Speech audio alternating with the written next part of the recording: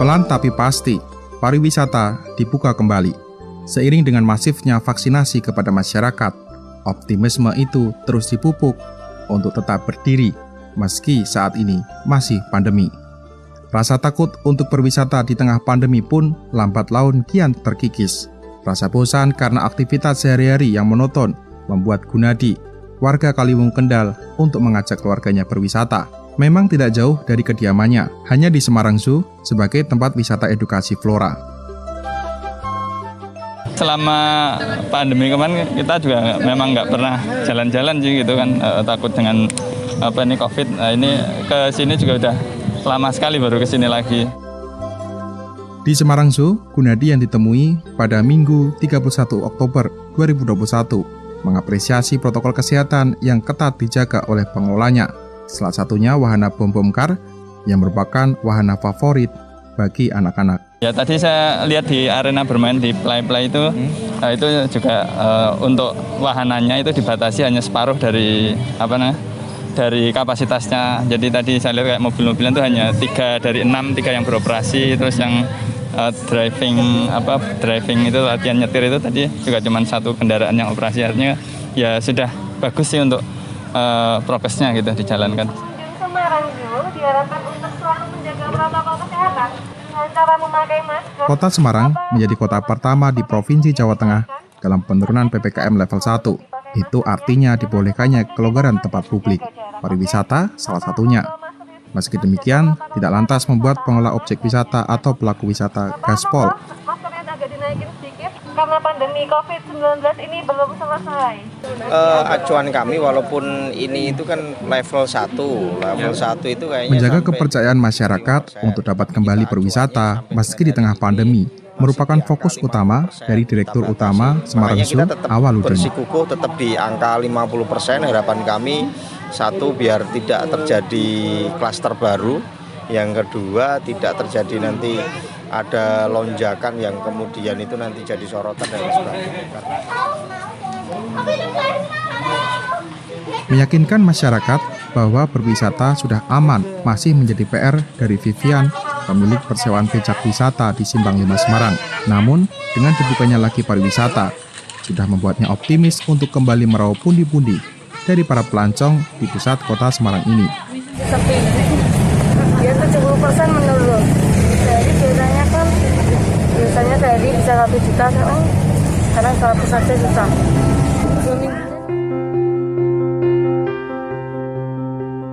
Sementara itu, konsultan pariwisata dari UKSW Salatiga Eko Suseno mengatakan pembukaan destinasi wisata di sejumlah tempat menjadi angin segar bagi pengelola setelah tutup pasca gelombang tsunami COVID-19 kedua.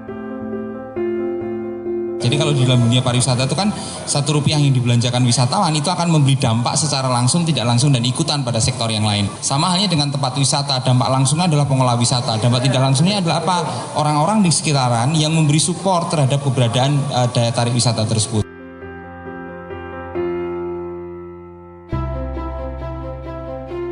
Ya, kami terus mempersiapkannya dengan penuh kewaspadaan, kehati-hatian. Pintu-pintu objek wisata kian terbuka lebar sejurus dengan penurunan PPKM level yang diterapkan pemerintah pusat.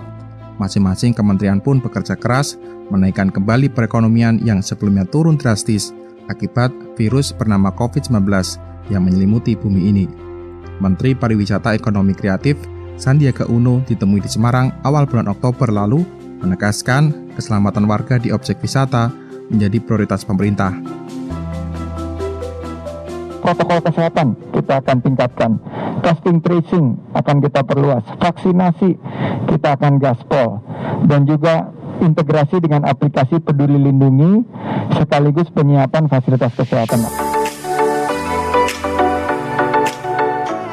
Saat ini di Provinsi Jawa Tengah, pembukaan destinasi wisata harus dilakukan secara bertahap, termasuk mengatur soal pembatasan sesuai aturan yang telah disepakati. Gubernur Jawa Tengah Ganjar Pranowo menyebutkan destinasi wisata berbasis alam atau tempat terbuka memiliki potensi besar untuk kembali beroperasi. Apalagi kalau tempat-tempatnya terbuka sebenarnya sangat memungkinkan untuk kita lakukan uji coba. Terbuka, tempatnya luas, yang masuk dibatasi, nah itu kita bicara social distancing-nya menjadi gampang. lebih terminus. Nah, saya hanya mau siapa yang akan melakukan uji coba, tolong lapor ke dinas terkait di provinsi. Pariwisata, pendidikan ke pendidikan, sehingga kita bisa tahu semua untuk kita bisa laksanakan.